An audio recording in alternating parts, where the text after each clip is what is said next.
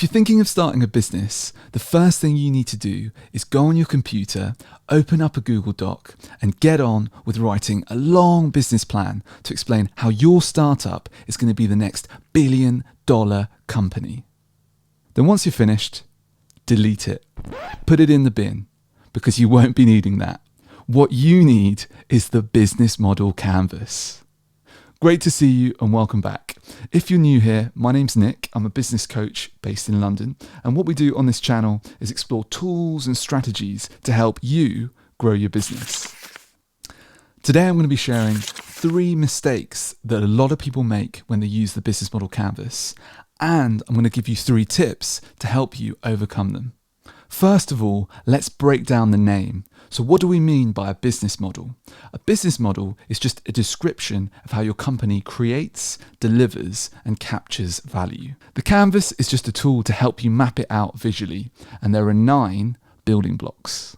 The value proposition describes the benefits people can expect to get from your product or service. The customer segment is who you're helping. The channels show how you reach your customer.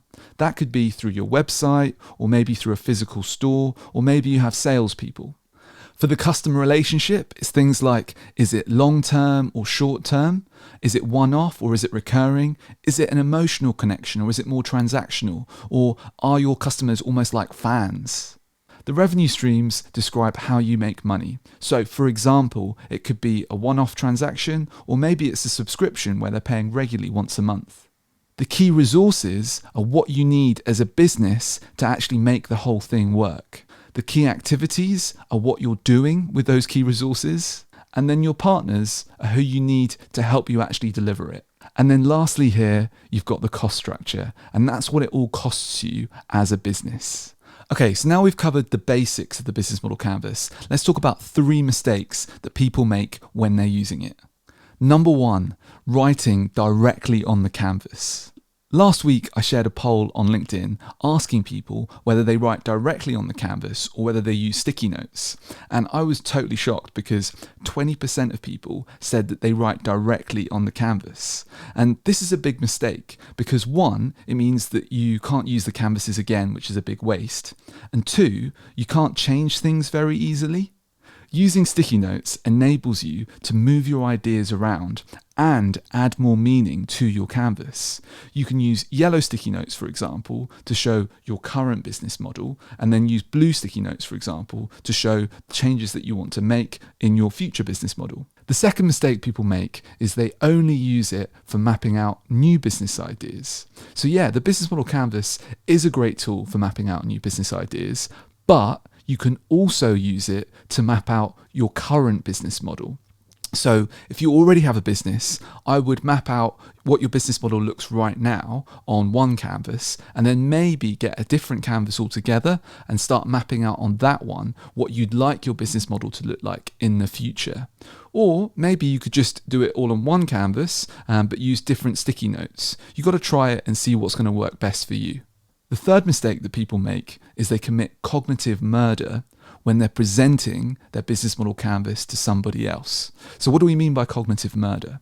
Well, cognitive murder is when you present too much information to someone at the same time, and then their brain just gives up because all the sticky notes on the canvas, they look like a mess.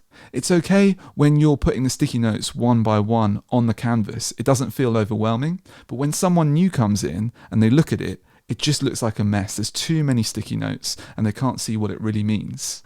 So when you are presenting your canvas to someone new, what I'd recommend you do is get a separate canvas, a blank one, and then move over the sticky notes one at a time to tell the story of your business model. That's going to make it much clearer and easier for new people to understand your business model. And here's one more for you. You want to avoid using the business model canvas just as a checklist, just going through each of the boxes and just saying, oh yeah, we've covered that. What you want to do is tell stories through your business model canvas. And the way you do that is by applying business model patterns. This is really where the magic happens. Thinking about how the different pieces of your business connect together and reinforce one another is a complete game changer. And if you're interested in patterns, the best thing you can do is check out the book, The Invincible Company by Alex Osterwalder. That really goes into a lot of detail and shares lots of different patterns that you can think about and try to apply to your own business.